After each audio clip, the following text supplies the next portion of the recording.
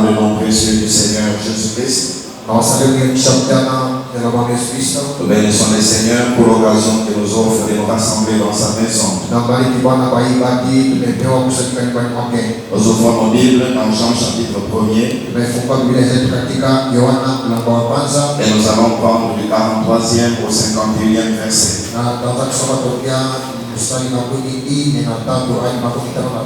Le lendemain, Jésus voulut se rendre en Galilée et il rencontra Philippe.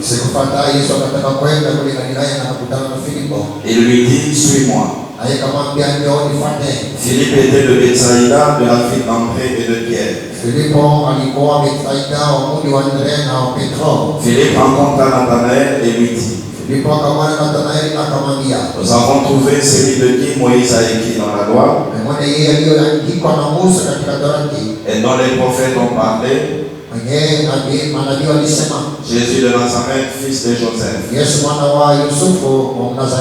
Nathanaël lui dit, peut-il venir de Nazareth quelque chose de bon? Philippe lui répondit, viens et vois. Jésus, voyant venir à lui Nathanaël, dit de lui, voici vraiment une Israélite dans lequel il n'y a point de faux. D'où me connais-tu, lui dit Nathanaël. Jésus lui répondit, avant que Philippe t'appela, quand tu étais sur les figuiers, je t'ai vu. Nathanaël répondit et lui dit, Rabbi, tu es le Fils de Dieu, tu es le roi d'Israël. Jésus lui répondit, parce que je t'ai dit que je t'ai vu sous les figuiers, tu crois? Tu feras de plus grandes choses que celles-ci. Et il lui dit, en vérité, vous verrez désormais le ciel ouvert et les anges de Dieu monter et descendre sur le Fils de l'homme. Veuillez vous asseoir. Que le Seigneur ajoute des bénédictions à la lecture de sa parole. Nous sommes dans notre étude que nous avons intitulée Nathanaël. Et le mercredi, nous avons commencé le 5e point. Ce point que nous avons intitulé Maître, Fils et Roi. Nous l'avions commencé le mercredi, nous allons le finir ce soir, Dieu voulant. Et le dimanche, Dieu voulant, nous allons terminer cette étude. Et comme je l'avais annoncé le mercredi, à la fin de la prédication du dimanche, nous aurons un moment de prière. Et nous prierons aussi pour les malades et les autres cas que nous avons au milieu de nous. Donc quand nous avons commencé à parler autour de ce 5e point, nous avons vu que cela est basé au verset 49.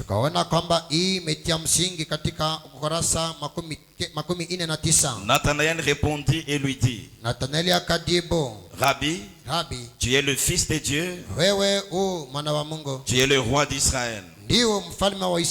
Nous avons montré qu'ici il y a 3 qualificatifs qui était la révélation personnelle de Nathanaël au sujet de Jésus en tant que Messie.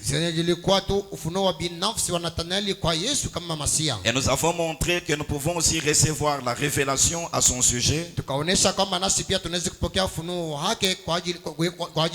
Nous pouvons la recevoir nous-mêmes ou l'entendre de quelqu'un d'autre.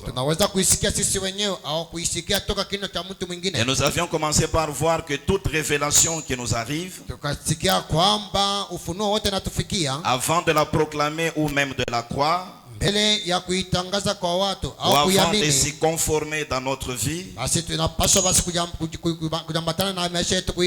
nous devons premièrement l'examiner à la lumière de la parole de Dieu.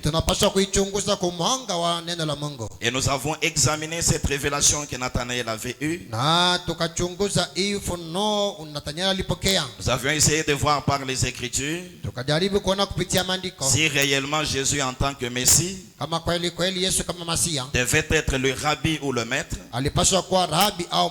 en même temps le Fils de Dieu et aussi le roi d'Israël. Nous avions examiné les prophéties antérieures dans l'Ancien Testament et nous avions trouvé que cette révélation était conforme aux Saintes Écritures. Et nous avons vu que le même Messie s'est manifesté dans notre génération. Peu importe de quelle manière une révélation nous arrive, ça peut être quelque chose qui nous vient d'une façon étrange. Ça peut être une révélation que nous saisissons en étudiant la parole de Dieu. Ça peut être un enseignement qu'Éphésiens 4 présente. Ça peut être une vision, un songe ou n'importe quel genre d'expérience. Nous avions compris que nous vivons dans l'âge de la plus grande séduction. Et par conséquent, nous sommes censés être très attentifs face à ces choses. Chaque révélation ou expérience, avant d'être crue ou acceptée, doit être minutieusement examinée à la lumière de la parole de Dieu. Et le prophète a dit que cela doit être conforme à toute la parole de la Genèse à l'Apocalypse. Il a dit que ça ne doit pas apparaître à un seul endroit de la parole. Il a dit que cela ne doit pas être soutenu par une seule écriture, mais ça doit garder toute la parole dans la continuité et dans l'harmonie. Et pour cela, le prophète a insisté sur le fait que nous devons recevoir le véritable Saint-Esprit. Il est le véritable guide qui nous conduira dans toute la vérité. Comme Dieu a déjà parlé dans cet âge par son messager qui est William Branham, il a dit que nous n'avons pas besoin de nouvelles lumières. Tout ce qu'il nous faut, c'est de marcher dans la lumière qui a déjà été placée par le Seigneur. Et donc chaque chose qui nous vient par l'Esprit doit être examinée à la lumière de cette parole que nous avons reçue.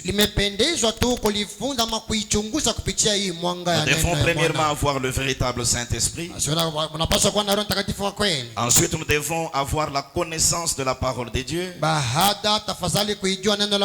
Et enfin, nous devons prendre soin de choisir des bons conducteurs spirituels ou même des pasteurs. Nous avions lu cette déclaration du prophète dans le sermon Apocalypse 4, 3e partie, prêché le 8 janvier 61. Au point 10, le prophète a dit ceci et c'est très important. Et vous, petite église, je vous en conjure au nom du Seigneur Jésus de croître dans la grâce de Dieu. Tenez ferme et regardez sans cesse au calvaire, ôtant toutes les racines d'amertume de votre cœur et de votre âme, afin que Dieu puisse vous utiliser n'importe quand. Si jamais vous vous sentez conduit à faire quelque chose, ou si une révélation ou autre chose vient à vous d'une manière étrange, quelque chose comme une mise en garde ou autre chose, faites attention. Satan est sournois et rusé au possible, vous voyez. Confrontez cela avec la parole de Dieu et consultez votre pasteur. Nous avons compris que c'est possible que Dieu utilise chacun de nous n'importe quand. Parce que comme le prophète nous l'a dit le dimanche, chacun de nous est censé avoir une relation spirituelle personnelle avec Dieu. Nous ne sommes pas censés dépendre de certaines personnes. Mais chacun de nous doit avoir Dieu comme son propre Dieu. Et pour y arriver, le prophète a placé ces 4 choses. Croître dans la grâce de Dieu, tenir ferme, regarder sans cesse au calvaire, ôter toutes les racines d'amertume de votre cœur et de votre âme. Le mercredi, nous avions approfondi ces choses. Et si vous respectez ces 4 petites conditions, Dieu peut vous utiliser n'importe quand. Mais lorsqu'une révélation viendra à vous, quelque chose qui vient à vous d'une manière étrange, quelque chose comme une mise en garde, il dit faites attention. Satan est sournois et rusé au possible. Vous voyez? Confrontez cela avec la parole de Dieu et consultez votre pasteur. C'est très important, nous ne devons pas être emportés par n'importe quoi. Mais nous devons suivre les prescriptions des Saintes Écritures. Vous savez, il y a des gens qui suivent n'importe quoi aujourd'hui. Vous êtes sur la route, vous rencontrez quelqu'un qui prétend être un homme de Dieu. Il vous raconte certaines choses que vous connaissez et qui s'avèrent vraies. Il vous donne certaines conduites et vous les suivez directement. Il faut que vous soyez sûr de ce que vous faites. Ne donnez pas votre tête à n'importe qui pour une quelconque imposition de main. Vous savez, l'imposition de main, c'est aussi un acte de transmission. Est-ce que vous connaissez à fond cette personne-là? Est-ce que vous connaissez l'esprit qui est derrière la personne? Est-ce que vous connaissez le genre de choses que la personne va vous transmettre? Examinez minutieusement la chose avec la parole de Dieu. Et le prophète a dit, et consultez votre pasteur. Vous rencontrez quelqu'un sur la route. La Bible dans Deutéronome 18 a dit que même si ces prophètes-là vous annoncent des choses qui sont vraies et qui arrivent, si dans la conduite qu'il vous donne, il y a quelque chose qui vous éloigne de Dieu, il dit faites attention, c'est Dieu qui vous met à l'épreuve pour voir si vous allez lui être fidèle ou non. Rencontrez quelqu'un, il vous raconte des choses. Puis il vous dit pour votre prospérité, donnez-moi votre dîme, je vais prier pour vous. Quand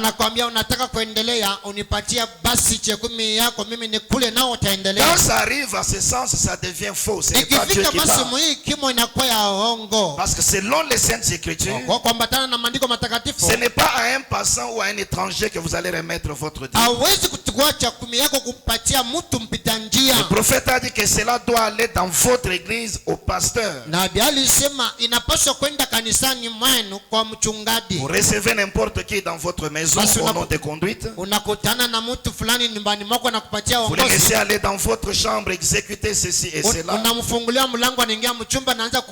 Soyez sûr que vous êtes sur la bonne voie. Il y a beaucoup de choses qui courent dans ce domaine.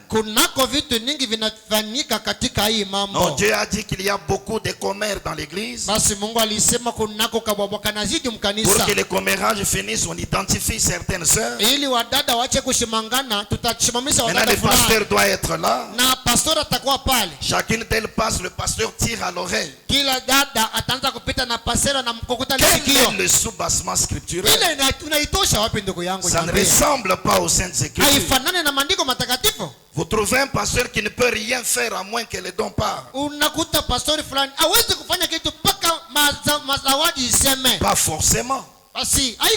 Le prophète dit l'église ne doit pas être dirigée par les dons. Elle doit être dirigée par la parole. La parole, c'est le moyen principal. Les dons doivent être là, mais c'est un moyen secondaire. J'ai vu dans ce temps les gens échanger des femmes au nom de conduite. Et c'est telle chose dans ce message précieux. Et pourtant le prophète avait rencontré une telle prophétie en 62. Il avait dit ça vient du diable, ça ne peut pas être le Seigneur. Voyez-vous, quelqu'un peut même avoir un don correct. Observez aussi la vie derrière ce don. S'il a une mauvaise vie, il sera plus utilisé par le diable que par le Seigneur. Vous trouvez des gens sans Saint-Esprit vivant dans le péché. Des femmes têtues à la maison mais vastes dans des églises. Des hommes utilisant des moyens frauduleux, ayant des dettes non payées et plein de haine. Le diable va plus les utiliser que le Seigneur. Nous ne rejetons rien. Nous n'acceptons pas aveuglement, mais nous examinons la chose avec la parole. Et aussi nous consultons notre pasteur. C'est comme cela que le prophète nous avait enseigné le mercredi. Et nous avions avancé pour voir que le même Messie s'est manifesté aujourd'hui. Nathanaël avait dit tu es le rabbi, c'est-à-dire l'enseignant ou le maître. Tu es le fils de Dieu, c'est-à-dire le logos fait chair. Tu es le roi d'Israël, c'est lui qui doit dominer sur le peuple. Et ce Jésus-là est le même aujourd'hui, même dans les moindres détails, à l'exception du corps physique. Mais il s'est révélé dans la chair humaine du prophète. C'est le même Messie en ces temps de la fin. Et s'il est le même, il doit être dans cette triple révélation. Il est le rabbi ou l'enseignant. Et c'est par William Branham qui nous a révélé sa parole. C'est par William Branham qui nous a donné tout l'enseignement des Saintes Écritures. Il est toujours le même fils de Dieu dans la chair. William Branham a dit j'ai tenu cela caché dans mon cœur pendant toutes ces années. Il est aussi le roi d'Israël. Quand William Branham est allé de l'autre côté, on lui a montré un piédestal pour qu'il monte. Pourquoi est-ce que vous me levez? Parce que sur la terre tu étais un chef. Et à la naissance du roi d'Israël, 3 étoiles avaient formé une constellation dans le ciel. La même constellation à la naissance de William Branham aujourd'hui. Une autre preuve, c'est que William Branham a enseigné que l'on chante toujours à la naissance du roi. Comme Jésus était le roi quand il était né, une cohorte d'anges était descendue et avait chanté. Et à la naissance de William Branham, Dieu avait un petit rouge-gorge dans l'herbe. Le même Messie aujourd'hui, la même triple révélation. Maintenant aujourd'hui nous devons finir ce point. S'il est le rabbi, s'il est l'enseignant que nous devons écouter, s'il est le fils de Dieu et le roi d'Israël, comment est-ce qu'il va jouer ce triple rôle dans notre vie individuelle? Et quelle doit être notre attitude face à ces choses? Voici l'idée pour commencer. En tant que rabbi, le maître ou l'enseignant, il est donc le seul enseignant que nous devons écouter. Et écouter, ce n'est pas seulement entendre, mais c'est entendre et aussi obéir.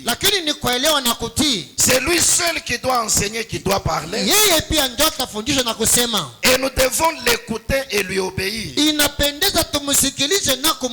Mais il doit aussi être le fils de Dieu. Là, comme nous sommes dans la dispensation des gentils, Jésus en tant que fils de Dieu, il est le Saint-Esprit. Et en tant que Saint-Esprit, il doit habiter en chacun de nous dans la portion qui avait prévue par le Seigneur. Il doit habiter en chacun de nous. Il doit nous conduire selon toute la parole de Dieu. Mais comme il doit aussi être le roi, il doit alors avoir la prééminence sur notre être. Il doit avoir la domination sur toute notre vie. Et ça sera la parole de Dieu qui sera l'autorité suprême dans notre vie. Il parle donnant les enseignements. Et comme il est en nous en tant que Saint-Esprit, il reconnaît sa propre parole. Il croit en nous sa propre parole. Et au travers de nous, il produit la vie de sa propre parole. Et comme il est le roi, il domine sur notre vie. Et quelle doit être notre attitude? Notre attitude doit être une entière soumission. Vous comprenez qu'il nous faut recevoir le véritable Saint-Esprit. Et quand quelqu'un reçoit le véritable Saint-Esprit, cela le fait passer d'un royaume à un autre. Ça vous prend du royaume de ce monde et ça vous introduit dans un autre royaume que l'on appelle l'empire messianique, là où vous serez un sujet du Messie, là où c'est le Messie lui-même qui gouverne. Et vous allez appartenir à cet empire messianique.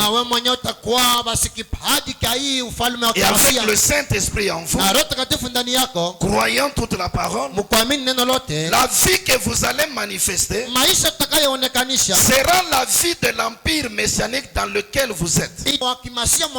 Peu importe les courants habituels du monde,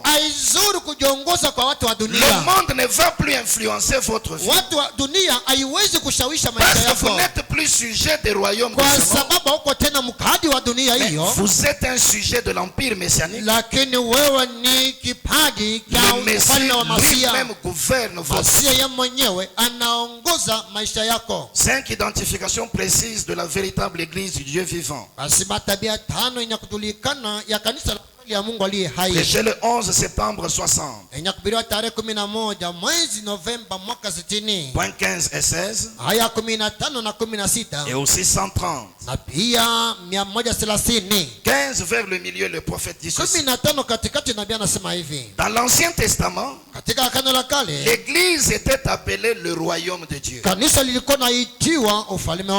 Autrement dit, Dieu est un roi. Et l'église est son domaine. Le royaume de Dieu dans l'Ancien Testament. Point 16. Dans le Nouveau Testament, elle est appelée l'Empire messianique. Oh, j'aime ça. Messianique. Autrement dit, l'Empire du Messie, où le Messie gouverne et règne. Aucune barrière dénominationnelle. Ni rien. Le Messie gouverne dans son empire. C'est merveilleux de penser à ça, n'est-ce pas? L'empire messianique. Donc, l'église n'est pas une organisation. L'église n'est pas un rassemblement de gens. L'église est le peuple de Dieu qui a été appelé à sortir du monde pour servir dans un autre royaume. Dieu est un roi. Dans l'Ancien Testament, son église était appelée le royaume de Dieu. Mais dans le Nouveau Testament, c'est Dieu qui est roi. C'est manifesté comme étant le Messie. C'est comme ça que son église est appelée l'Empire messianique. C'est un domaine composé de son peuple prédestiné. Mais celui qui règne, c'est le Messie lui-même. Il dit l'empire du Messie, où le Messie gouverne et règne. C'est pourquoi il n'y a pas de barrière dénominationnelle ici. Nous ne sommes pas une organisation ici. Ce n'est même pas un rassemblement de gens. Nous sommes le peuple de Dieu. Nous étions dans le monde comme tous les autres. Mais William Branham dit, le message du 7e ange, sous la même trompette, la même chose en tout point, c'est pour appeler un peuple à sortir, pour appeler l'épouse à sortir de la tradition pentecôtiste. Nous appartenons à tel groupe. Ça, ce sont des traditions pentecôtistes. Donc, comme notre église c'est elle, il n'y a pas de communion avec vous. Il n'y a pas de barrière dénominationnelle. Pas seulement sortir des traditions pentecôtistes, mais aussi de la tradition du monde. Non, moi je suis de telle tribu. On ne peut pas se marier avec telle autre tribu. Tradition du monde, mon ami. Donc chez nous, en pareille circonstance, on procède comme ceci, comme cela. Il n'y a pas de tradition du monde ici. Nous avons entendu le son de la trompette. Le 7e ange qui est l'aigle la trompette. Nous sommes sortis des traditions pentecôtistes. Nous sommes sortis des traditions du monde. Appelés à sortir du monde pour servir dans un autre royaume. Le monde reste un royaume à part. Nous avons été appelés à sortir de là. Et nous entrons dans un autre royaume dans lequel nous servons. Point 130. Le prophète pose une question à laquelle il va répondre. Comment y entrez-vous? Vous y entrez par une naissance. Vous étiez dans le monde pécheur comme tous les autres. Vous entendez le message qui est la trompette du jubilé. Vous devez sortir de tous ces royaumes du monde, naître de nouveau pour entrer dans cet autre royaume. Et dans ce royaume messianique, qui est l'église, le corps mystique du Seigneur Jésus, il n'y a pas de groupe isolé, mais nous ne sommes que le peuple de Dieu. Il n'y a pas de plus grand au milieu de nous. Nous sommes tous des frères et des sœurs. Un seul a été élevé sur un piédestal. C'est William Branham le messager. Mais nous tous les autres, nous sommes des frères et des sœurs. Nous entrons dans cet empire messianique. Maintenant écoutez ce que le prophète va dire. Dans le sermon, une église séduite par le monde. Prêché le 28 juin 59. Point 40, il dit ceci. Tout homme ou toute femme qu'ils habitent en Italie, en France, en Afrique ou ailleurs, une fois nés de nouveau du Saint-Esprit, ils ne feront pas ces choses-là. Ils ne porteront pas ces vêtements-là. Ils n'agiront pas ainsi parce qu'ils sont d'une autre nation dont le dirigeant et le constructeur est Dieu. Nous sommes du ciel. Croyez-vous cela? Nous sommes du ciel. Et l'esprit qui est en vous motive votre vie. Si vous êtes américain, vous ferez comme font les Américains. Si vous êtes français, vous ferez comme font les Français. Et vous critiquerez les autres. Quand l'œil de l'aigle a observé les Français, ces gens sont des grands critiqueurs. Frère, suivez la RFI, ce ne sont que des critiques. Mais gloire soit rendue au Père ce soir. Parce que nous ne sommes pas des Français. Nous ne sommes même pas des Africains. Nous ne sommes pas des Congolais. Nous sommes du ciel. Il dit, mais si Dieu est en vous,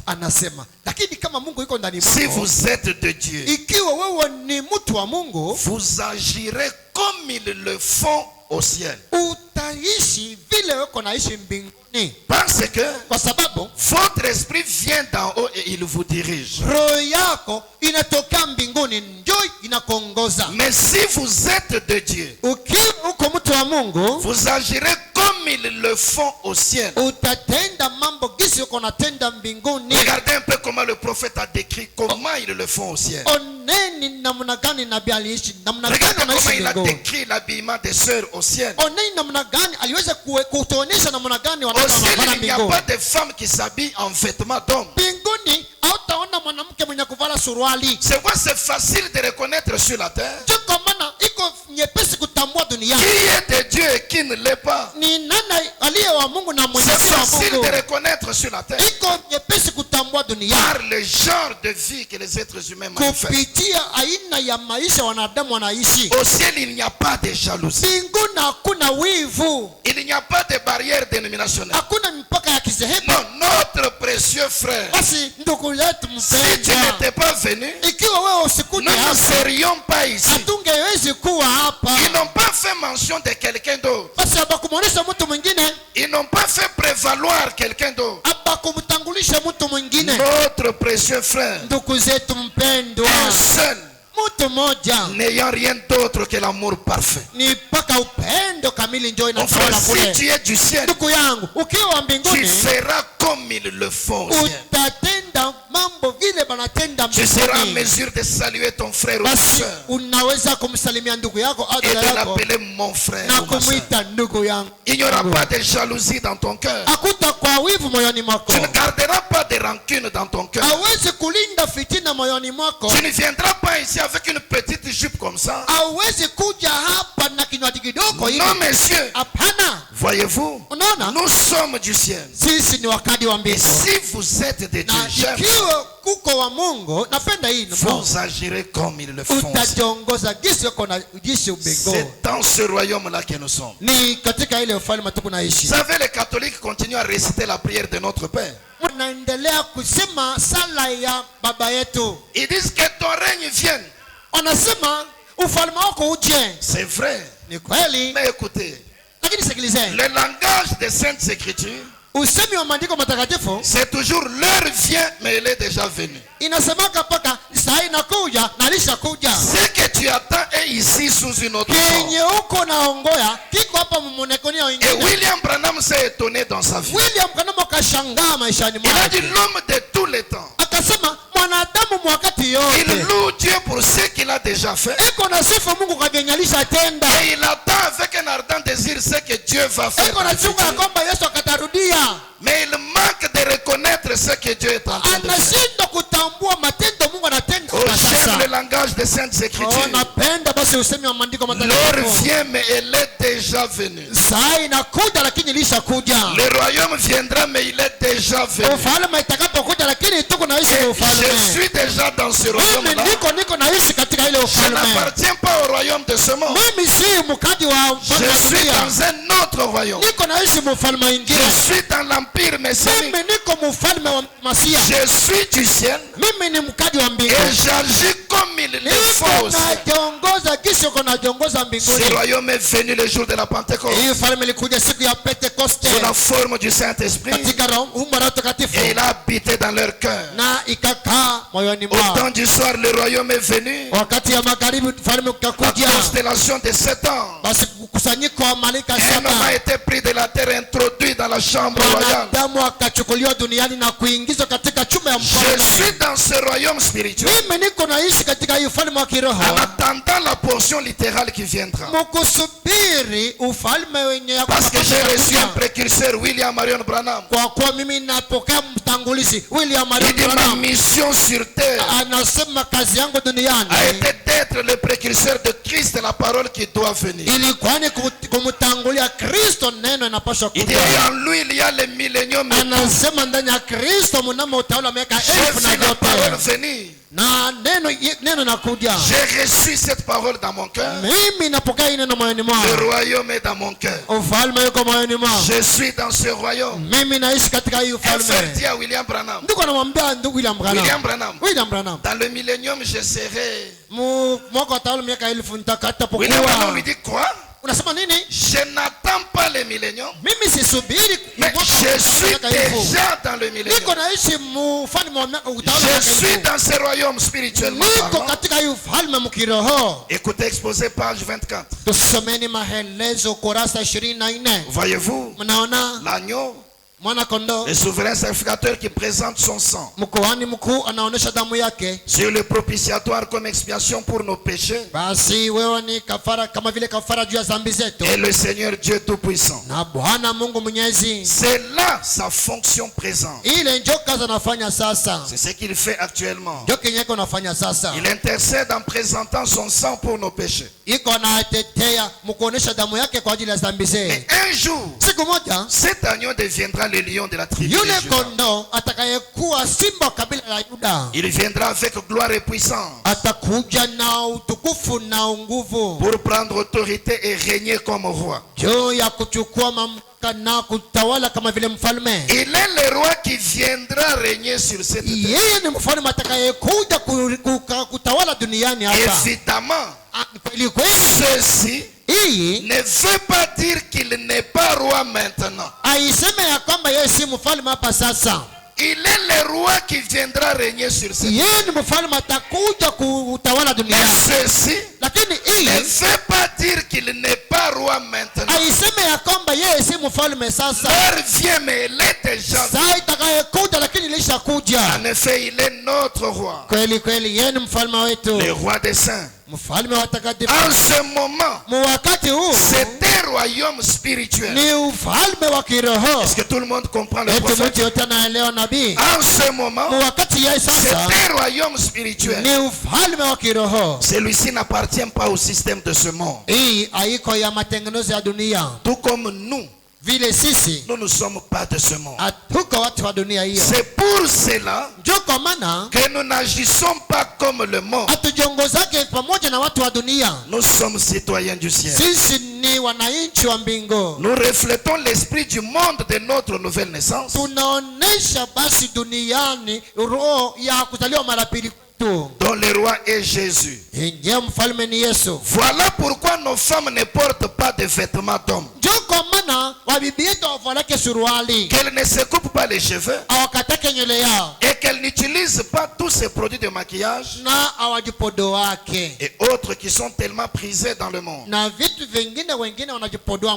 Voilà pourquoi nos hommes ne boivent pas, ne fument pas et ne vivent pas dans le péché. Notre domination est une domination sur le péché. Et cette domination est appliquée par le pouvoir de l'esprit de Christ qui habite en nous. Tous les royaumes de la terre vont être mis en pièces, mais le nôtre subsistera. Il est le roi qui viendra régner sur cette terre. Mais maintenant il est le roi. C'est un royaume spirituel, un empire messianique dans lequel nous entrons par la trompette du 7e ange au moyen d'une naissance, ce qui est la nouvelle naissance.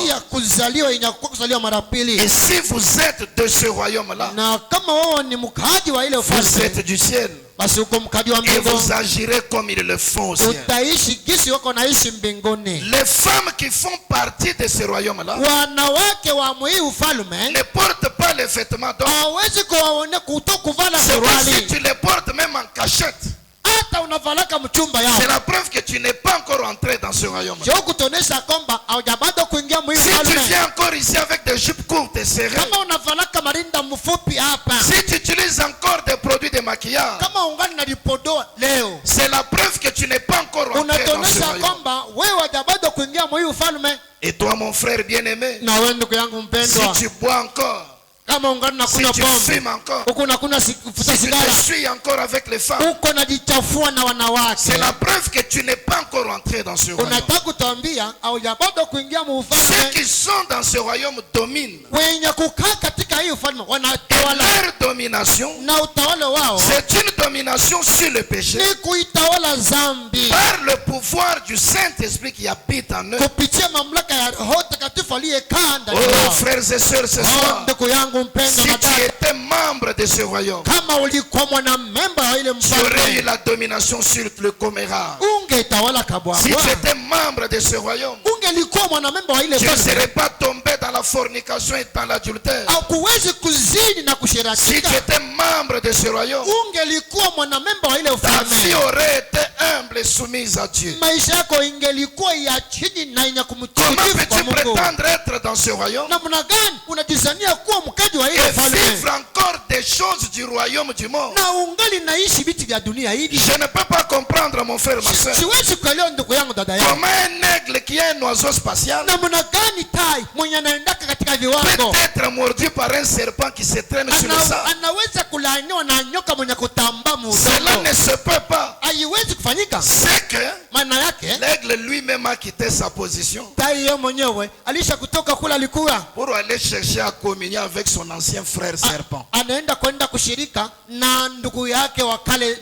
Tu es tombé parce que toi-même tu as ouvert la porte à Satan.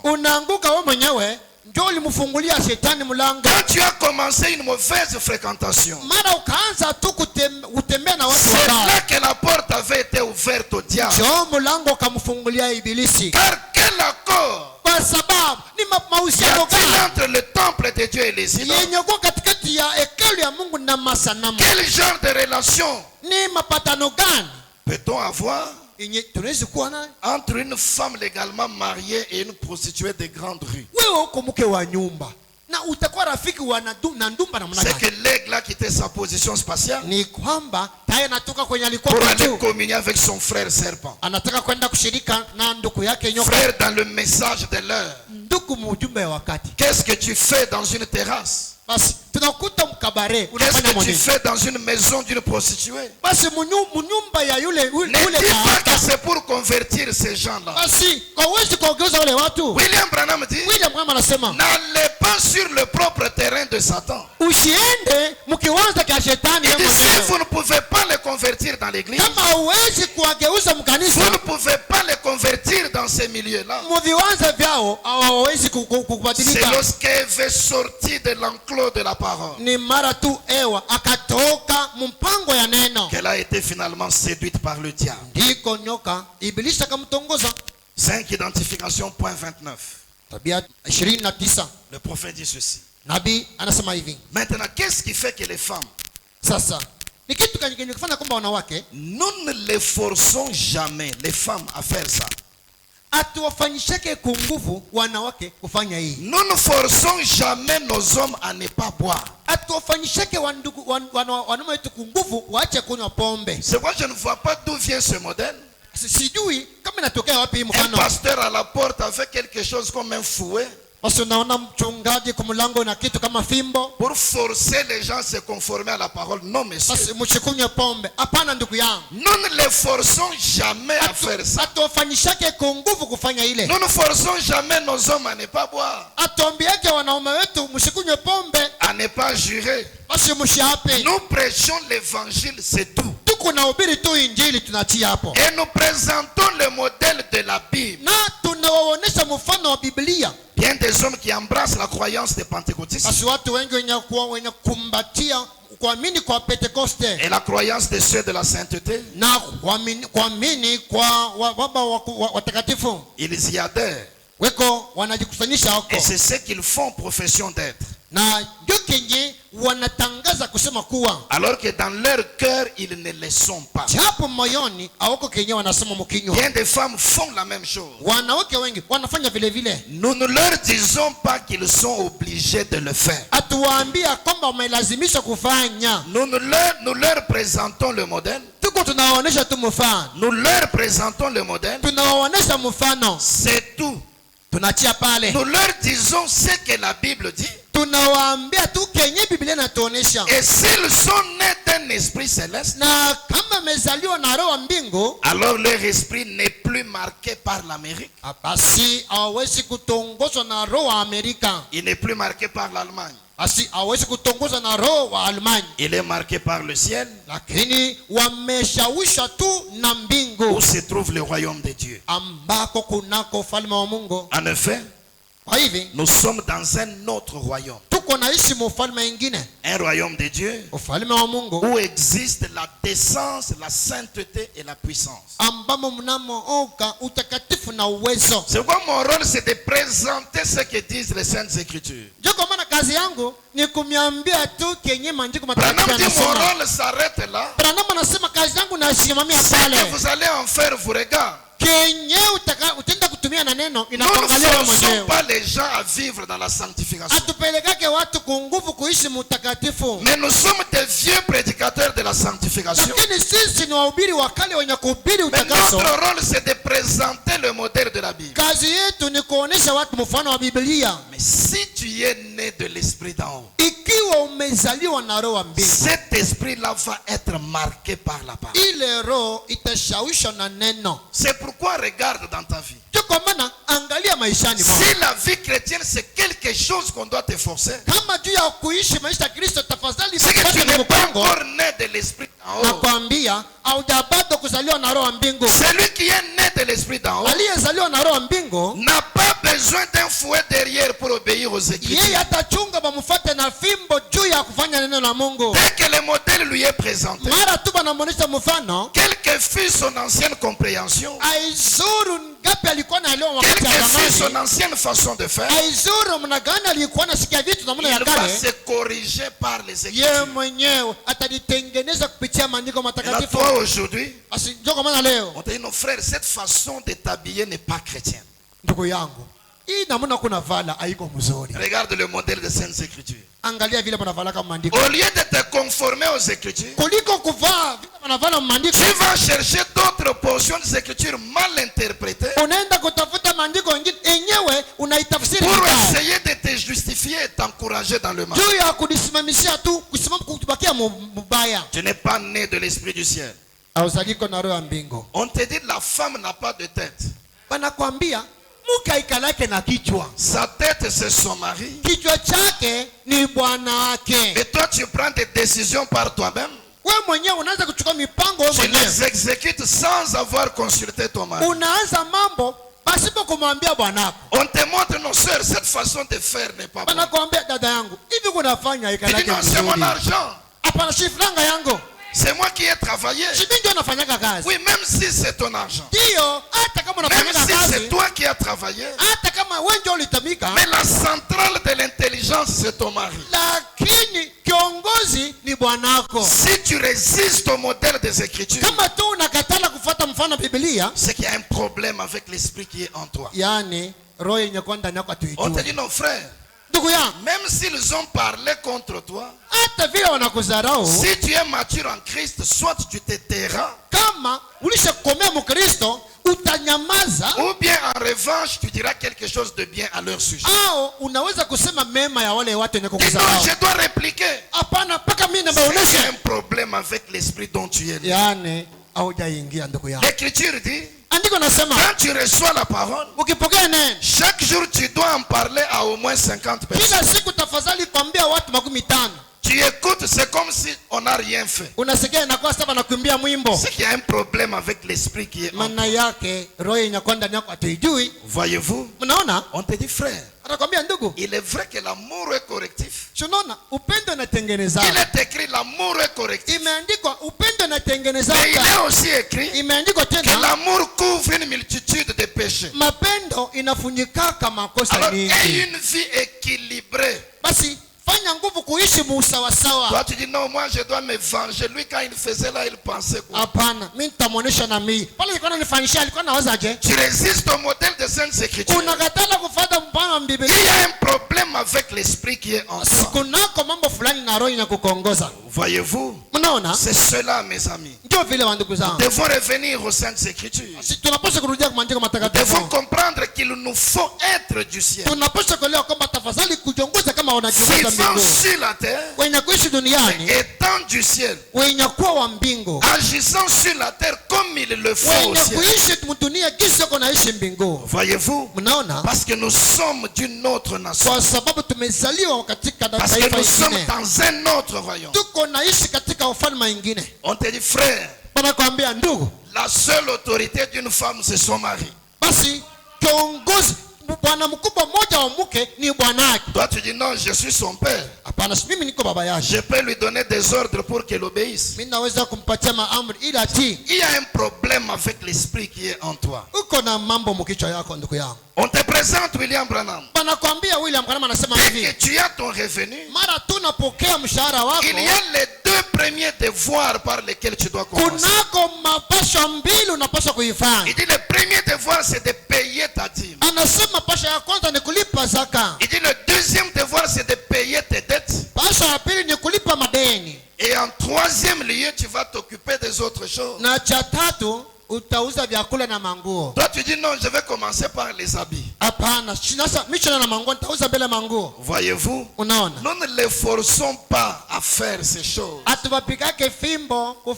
Mais nous présentons seulement le modèle. Maintenant nous verrons qui est de Dieu et qui ne l'est pas. Gloire soit rendue au Père ce soir. Si la vie que tu mènes prouve que tu n'es pas de Dieu, la grâce coule encore jusque ce soir. Tu peux entrer dans ce royaume ce soir même et être dominé par le Messie lui-même. Être dominé par la parole elle-même. On ne discute pas avec William Branham. Non, monsieur, c'est le chef. Dans Deutéronome 18:15, Moïse avait dit l'Éternel ton Dieu te suscitera d'entre tes frères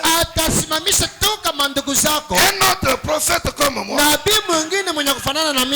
Vous discuterez avec lui, vous l'écouterez. Et celui qui n'écoutera pas mes paroles par ses prophètes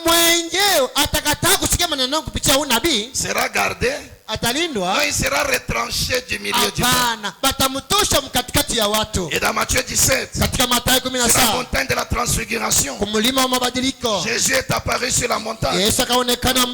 Élie et Moïse sont apparus. Et par la suite, Élie et Moïse se sont engouffrés dans le Fils de l'homme. Et la voix a dit, écoutez-le. Maintenant, c'est lui l'orateur principal.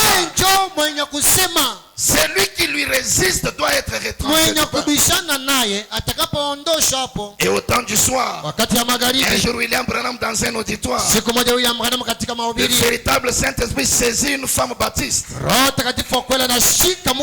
Il dit ainsi, dit le Seigneur, dans 3 mois vous verrez dans ce tabernacle l'esprit d'Élie, de Moïse et de Christ agissant dans un homme. Et William Branham dit, cela s'est accompli parfaitement.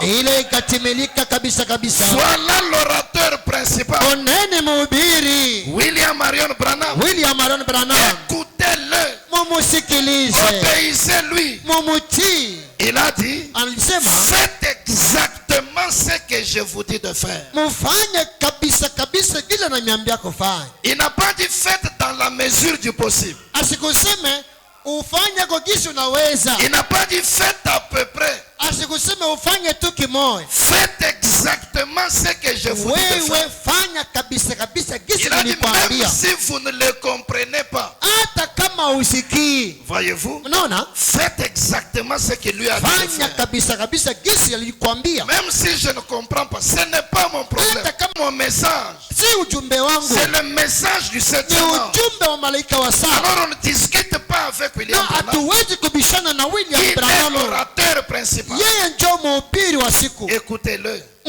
Si quelqu'un ne veut pas l'écouter, il sera retranché du milieu du peuple. Écoutez le prophète. Dans le sermon, que pensez-vous du Christ? Péché le 21 mars 54. Point 13, la partie C, il dit ceci. Vous savez, la parole d'un roi ne se modifie pas.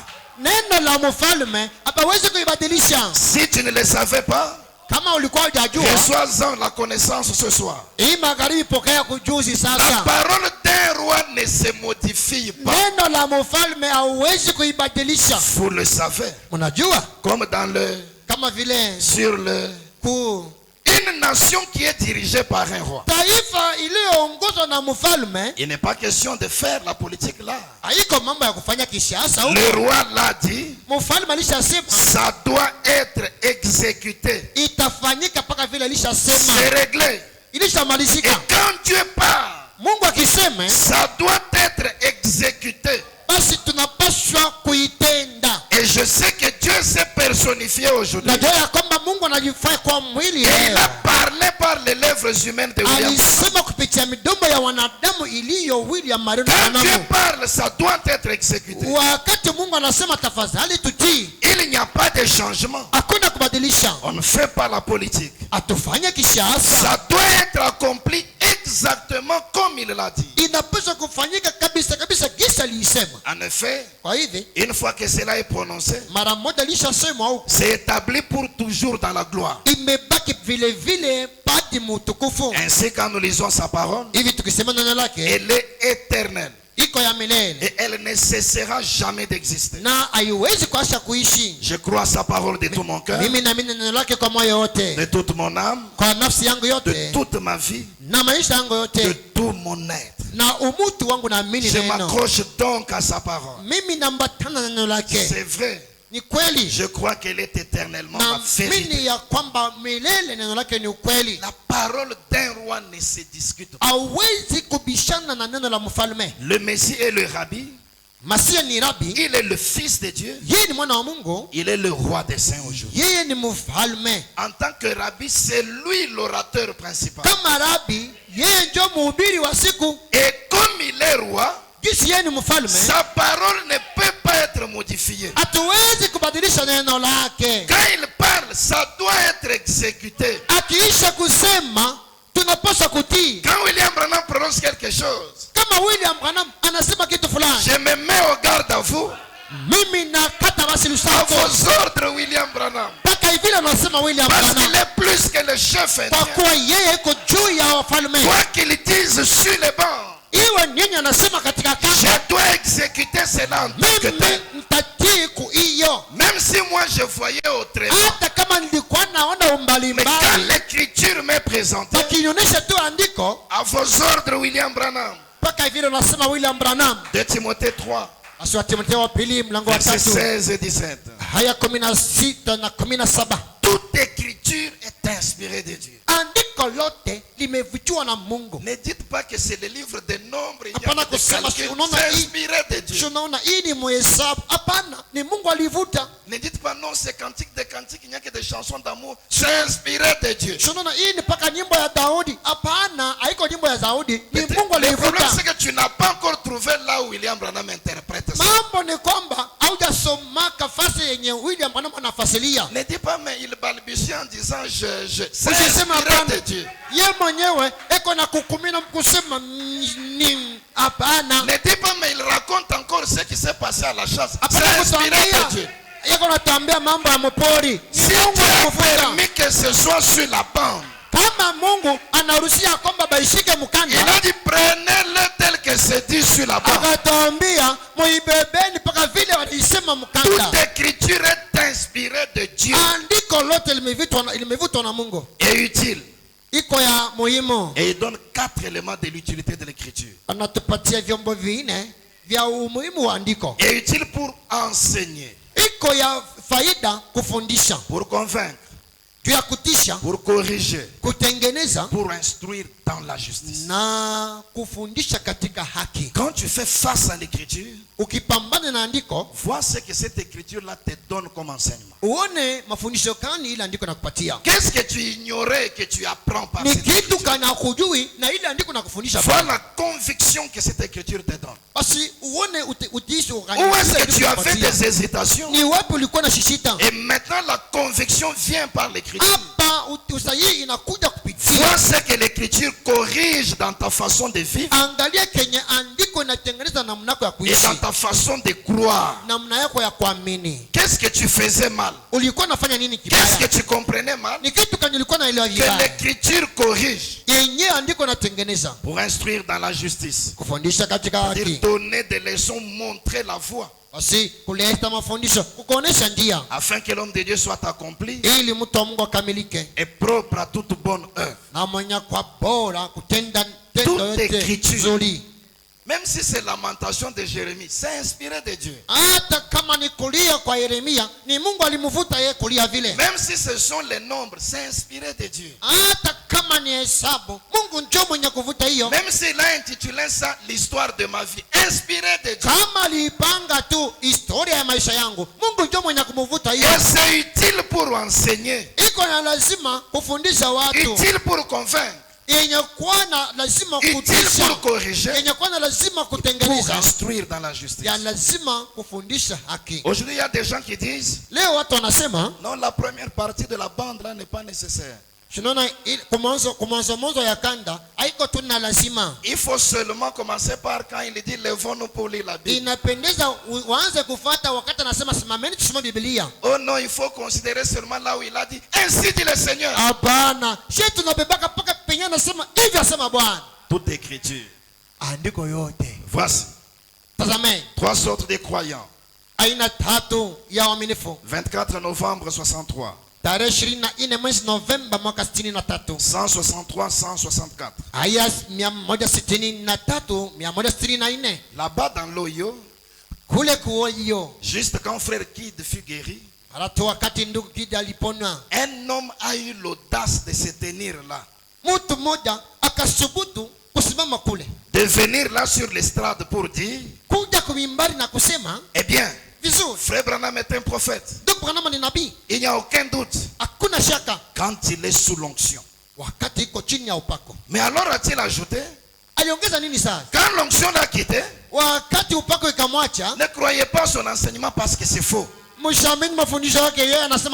Mais il ne savait pas que tandis que j'étais dans ma chambre, le Seigneur m'avait révélé cela. Je suis allé directement là-bas. Beaucoup parmi vous étaient présents. Et j'ai dit, pourquoi un homme dirait-il une chose pareille alors que la parole, or vous voyez, je n'ai jamais dit que j'étais prophète. C'est lui qui l'avait dit. Un prophète, le mot prophète, voyant dans l'Ancien Testament. Or dans la version anglaise, prophète signifie prédicateur. Mais le voyant de l'Ancien Testament était un homme qui avait l'interprétation divine de la parole. Et il était confirmé par la parole qui venait à lui. Et il prédisait la chose. C'était ce qui... Et un homme dire que tel est un prophète et ensuite déclarer que son enseignement est faux, eh bien, si ce n'est pas là un stratagème pour avoir de l'argent, qu'est-ce? Leur reproche ou cela sera retiré de leur scène. William Branham c'est un prophète seulement quand il est sous l'onction. Dès que l'onction le quitte, son enseignement est faux, ne suivez pas. Comment un homme peut-il faire une telle déclaration? C'est un stratagème pour avoir l'argent. Il y a aujourd'hui des gens qui rejettent des citations parce qu'ils veulent garder les fausses doctrines qu'ils ont déjà inculquées aux autres. Mais toute écriture est inspirée de Dieu.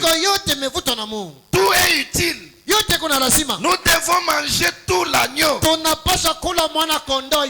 Et ce qu'il enseigne à partir de la Bible. Et l'histoire de sa vie qu'il raconte. Et toutes les scènes de la chasse et de la pêche. Toute écriture est inspirée de Dieu. Et utile. Et tu dois te soumettre à la correction de la parole de Dieu. Israël en Égypte. 25 mars 53. Point 23, il dit ceci. Maintenant nous devons prouver toutes choses par l'écriture. Parce que si c'est contraire à ma foi et que cependant l'écriture le dise, l'écriture a raison et j'ai tort. Voyez-vous, l'écriture a toujours raison. Et la seule façon dont vous puissiez faire quelque chose, c'est de revenir à l'écriture. Le roi, quand il a parlé, on doit obéir, exécuter son ordre. Et il place son point de vue, même si le tien était contraire. L'écriture a raison et toi tu as tort. Tu dois accepter d'être corrigé par l'écriture. Que ce soit dans la doctrine que tu as fait. Que ce soit dans la façon de vivre que tu as fait. Quand les rois parlent, on doit exécuter. Apocalypse 5, deuxième partie. 18 juin 61. Point 42, il dit ceci. Un homme qui ne peut pas supporter la correction par les Écritures, qui se met tout en colère et explose, cela montre qu'il n'est pas en ordre avec Dieu. C'est vrai. Mais un véritable saint de Dieu sera réconcilié avec Dieu par la parole. C'est vrai. Et la correction s'est faite par la parole. Tu croyais une chose. Et puis après on te présente la parole du roi. Tu vivais d'une certaine manière. Après on te montre les Écritures qui corrigent. Si tu n'es pas en ordre avec Dieu, tu vas te mettre en colère et exploser. Mais si tu es un véritable saint de Dieu, c'est le Messie qui gouverne. Toi tu lui dois une entière obéissance. Tu lui dois une entière soumission. Il faut accepter d'être corrigé par les Écritures. L'alliance confirmée d'Abraham. 10 février 61. Point 45. Frère, c'est la totalité des Écritures. Obéissons-y simplement. C'est tout. Si on te présente l'écriture et que c'est en ordre de la Genèse à l'Apocalypse, si c'est la totalité des Écritures, obéissez simplement. Parce que dans ce royaume, c'est le Messie qui gouverne. Il a parlé, c'est lui l'enseignant. Si nous avons l'Esprit de Dieu en nous, il va saisir la parole et obéir. Et sa parole sera chef au-dessus de toute chose. Et s'ils n'acceptent pas le châtiment, ils sont des enfants illégitimes et non des enfants de Dieu. Un homme explosera. Une femme dira: oh, je ne veux plus entendre cela. Je ne suis pas obligé. Très bien. Allez de l'avant. Enfant illégitime. C'est exact.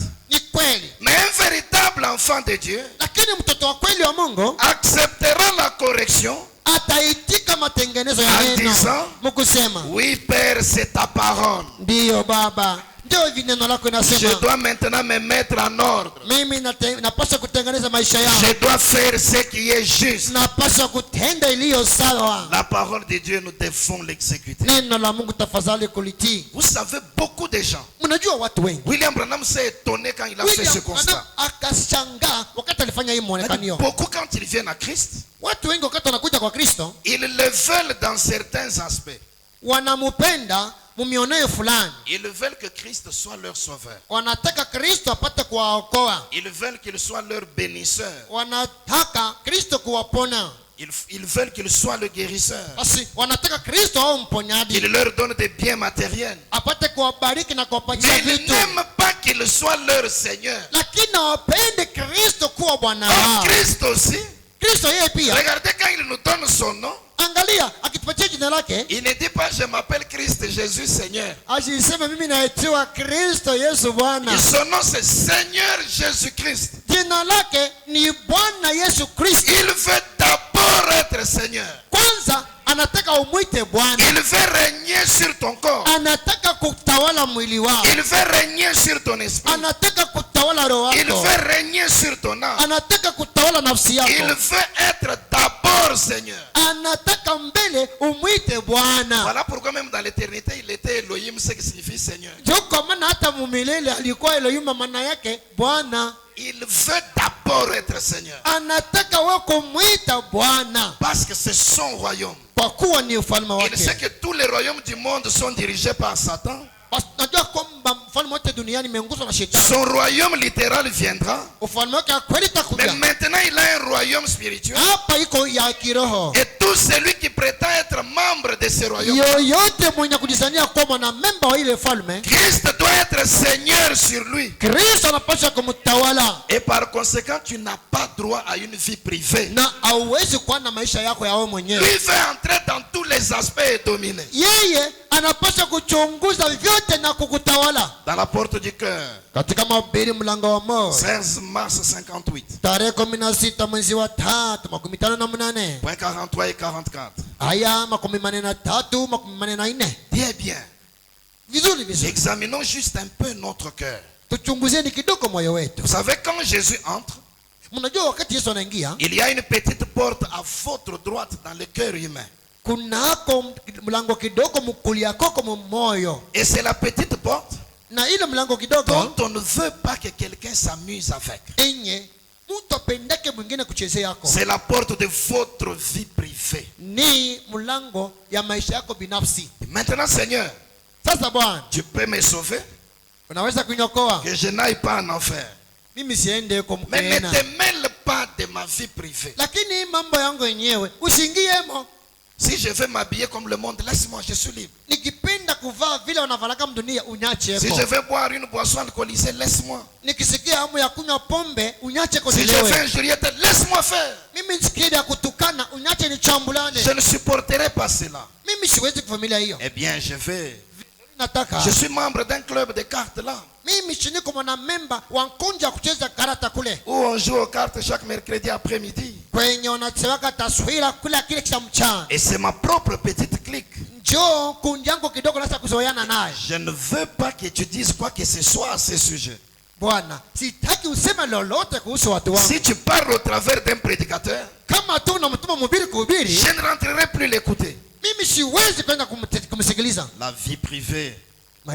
Oh, nous en avons beaucoup. Ma propre vie privée. Eh bien, si je veux que mes cheveux paraissent comme ceux d'un homme, ce n'est pas ton affaire. C'est ma vie privée. Si un prédicateur dit quoi que ce soit à ce sujet, je ne rentrerai plus. C'est ma propre vie privée. Vous n'avez pas de vie. Je peux vous le dire maintenant, que ce que vous appelez vie, c'est une vie pervertie et cela a une fin. L'église n'a pas besoin d'un lifting. Elle a besoin d'une mort et d'une naissance. Dieu a condamné cet esprit dans le jardin d'Éden. Et un homme doit naître de nouveau et laisser Christ être le Seigneur et le conducteur de son être. Et certainement. Mais oh, vous ne voulez pas que Christ se mêle de votre vie privée. Cela ne marchera simplement pas. Donc Christ frappe à la porte. 30 mars 58. Point 28, il dit ceci. Je prends la partie B. Point 27, partie B. Il y a une autre petite porte du cœur là-dedans. Appelez votre propre vie privée. Vous n'aimeriez pas que quelqu'un traînaille là. J'aime ma vie. J'aime ma vie. Je fais ceci, cela ou autre. Ce que je fais ne concerne personne. Comme un frère le poursuit avec la discipline fraternelle. Ça ne concerne pas l'église, c'est ma vie privée. Écoutez le prophète. Vous dites ce que j'ai fait ne concerne personne. N'avez-vous pas entendu ce vieux proverbe? Mais je vous assure, vous ne vous appartenez pas. Vous avez été acheté à un prix. Et vous appartenez à Dieu. Vous n'avez pas droit à votre propre vie privée. J'aimerais que ça pénètre tout le monde. Vous n'avez pas droit à votre propre vie privée. Christ fait entrer même là-bas. Vous n'avez pas droit à votre propre vie privée. Dieu devrait tout savoir. Et il sait effectivement tout ce que vous faites. Et il devrait avoir le droit à cette porte-là. Ce soir, mon frère, ma soeur, le Messie s'est manifesté aujourd'hui. Mais il y a à la fois le Rabbi, le Fils de Dieu, et le roi d'Israël ou le roi des saints. En tant que Rabbi, il a prononcé la parole. Il a apporté la révélation des Écritures. Nous devons écouter et obéir. En tant que fils de Dieu, il doit être le Saint-Esprit. Et il doit être roi qui domine sur nous. Nous devons examiner notre vie. Est-ce que nous obéissons aux paroles du roi? Est-ce qu'il gouverne sur chaque portion de notre être? S'il dominait sur notre être, comment de cette bouche-là sont sorties des injures? S'il dominait sur notre être, comment les credos sont entrés dans l'âme? Si nous étions obéissants à lui, pourquoi nous ne venons pas à l'église au moins 30 minutes avant? Examine ta vie ce soir. Peut-être que tu es au début, au bas de l'échelle. Il peut te prendre de là et t'amener sur les lieux les plus élevés. Peut-être que tu es quelque part à mi-chemin. Il peut te prendre à partir de là et t'amener jusqu'au bout. Sache qu'il est le maître. Tu dois l'écouter. Tu dois lui obéir. Sache qu'il est le Fils de Dieu. Tu dois le recevoir dans la portion du Saint-Esprit. Sache qu'il est le roi. Ses paroles ne se modifient pas. Ses paroles s'exécutent. Ses paroles sont des ordres. Sont des ordres. Et vous devez exécuter cela à la lettre. Quel que soit ce que toi tu as fait comme pensée, tu dois accepter la correction par les Écritures. Est-ce que ta vie prouve que tu es dans ce royaume? Est-ce que tu agis sur terre comme on le fait au ciel? Pendant que chacun examine sa vie, je prie que le Seigneur nous bénisse ce soir. Qu'il nous fasse la grâce de ne pas avoir une vie privée. Seigneur, viens être Seigneur sur ma vie. Je vais désormais t'écouter toi seul. Je vais mettre de côté les autres voix du monde. T'écouter et t'obéir entièrement. Tu es le Fils de Dieu, je veux te recevoir dans mon cœur. Je renonce à dominer sur moi-même et à me diriger. Je ne veux plus que tu sois seulement guérisseur. Mais aujourd'hui, viens être Seigneur sur ma vie. On va nous donner un cantique. Nous allons méditer en chantant et puis nous allons prier. répands d'avoir considéré les autres. Seigneur, je me répands d'avoir eu ma propre vie privée.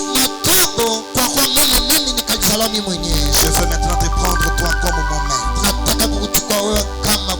Sois le Fils de Dieu, le Saint-Esprit dans mon cœur.